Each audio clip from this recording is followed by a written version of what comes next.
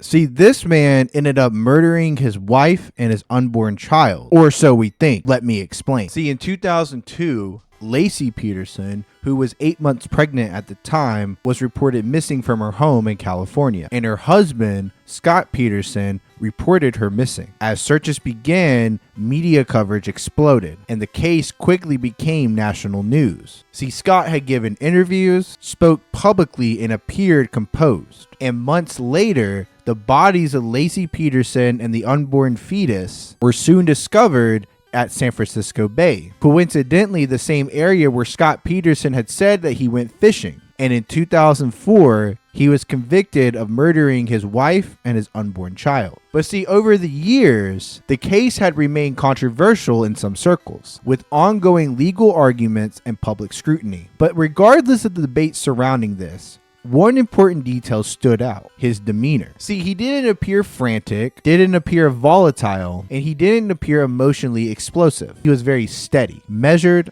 and calm. And see, that calmness is actually what created all this confusion. Because here's why that calm matters psychologically. When someone maintains composure under all this scrutiny, people don't necessarily know how to categorize it. See, we're trained to expect visible grief, any visible panics, or any visible collapses. And when those signals aren't visibly present, we struggle to actually categorize it. And that's where something called impression management through steadiness comes in. See, some people's default to controlled effect. They minimize visible emotions in high stress situations. And that control can be misread in two separate situations. People either see it as innocence, like he's calm, he's got nothing to hide, or as guilt. He's too cold and calculated. And see, it's that calmness that became the center of controversy. There's also something present in this that psychologists call emotional flatness under pressure. Not necessarily the absence of that emotion, but just the flatness of it visibly. And when deception, if it truly does exist, unfolds slowly over time, it's often paired with consistency, not aggression, not chaos, just steadiness. And herein lies the uncomfortable truth. See, we always think danger looks explosive, but sometimes it looks quiet. Composure doesn't always mean guilty, but it can definitely amplify it. Because when someone refuses to emotionally mirror the moment, people don't necessarily know if they're witnessing strength or strategy. And if you want more deep dives into the dark psychology behind all these true crime cases, go ahead and hit that follow button so you don't miss out on the next one.